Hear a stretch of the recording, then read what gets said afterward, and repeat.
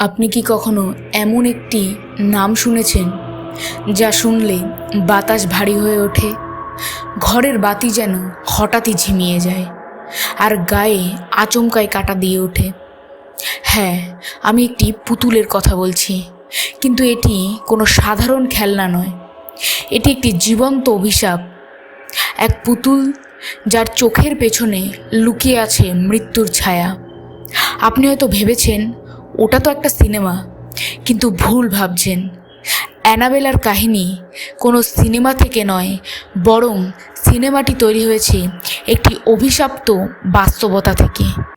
স্বাগতম আপনাদের সকলকে মেলোডিজ অব দ্য পাস্টে, যেখানে আমি আপনাদের নিয়ে যাব সময়ের পর্দা তুলে প্রাচীন সুরগুলোর গল্প শোনাতে, যেখানে প্রতিটি সুরে আছে এক রহস্য, এক গল্প আর এক ইতিহাস।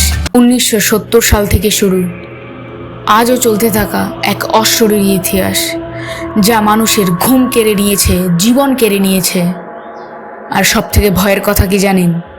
এই পুতুলটি এখন জাদুঘর থেকে উধাও হয়ে গেছে। 1970 সালের দিকে আমেরিকার কানেকটিকাটে একজন তরুণী নার্স উপহার পেয়েছিলেন এই পুতুলটি। দেখতে ছিল একদমই সাধারণ, কোমল, সুন্দর এক পুতুল। কিন্তু কিছুদিন পর থেকেই সেই নার্স ও তার ঘনিষ্ঠরা অদ্ভুত কিছু লক্ষ্য করতে থাকলেন। পুতুলটি নিজে নিজে যেন তার স্থান পরিবর্তন করছিল। সকালে তাকে যে জায়গায় রাখা হতো, রাতে দেখা যেত ঘরের অন্য কোনো এক কোণে বসে আছে। চিরকুটে লেখা পাওয়া যাচ্ছিল, আমায় সাহায্য করো। দরজা খুললে যেন কেমন বাতাসের ঠান্ডা হাওয়া অনুভব করত। অদৃশ্য কিছু যেন তাকিয়ে আছে। রাতে কেউ কেউ ছায়া দেখছে, যার সঙ্গে পুতুলটির সম্পূর্ণ মিল ছিল। এই ঘটনাগুলি ঘটার পরে তারা অত্যন্ত ভয় পেয়ে যায় এবং তারা যোগাযোগ করেন বিখ্যাত প্যারানর্মাল বিশেষজ্ঞ ইডি এবং লরেনের সঙ্গে।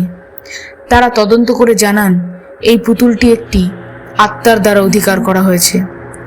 এটি জীবিত নয়, তবে মরণশীল নয়। তারা পুতুলটিকে নিজেদের অকাল্ট মিউজিয়ামে নিয়ে যান এবং কাচের বক্সের মধ্যে বন্ধ করে রাখেন, এবং বক্সের বাইরে বড় বড় করে লেখা ছিল, warning, do not open it.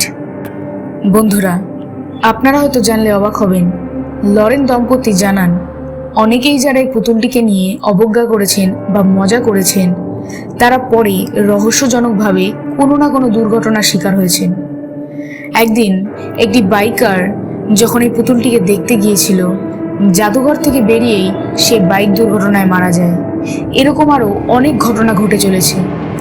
এর পরিপ্রেক্ষিতে আপনার কি মতামত অবশ্যই কমেন্ট বক্সে জানিয়ে যাবেন। এতদিন পর্যন্ত তো সব ঠিকই ছিল, যেমন পুতুলটিকে তাকে গিফট করা হলো এবং তার কাণ্ড কারখানায় তারা ভয় পেয়ে সেই বিশেষজ্ঞদের হাতে পুতুলটিকে তুলে দিলেন এবং এটি একটি সেফ জায়গায় চলে গেল। কি এটাই ভাবছেন তো? তবে না, আপনি জানলে আরও অবাক হবেন। অ্যানাবেলা পুতুলটি এখন তার নিজের জায়গায় নেই, মানে সেই জাদুঘর থেকে এটি উধাও হয়ে গেছে। তবে বিশেষজ্ঞরা জানিয়েছেন এটি একটি রিউমার বটে।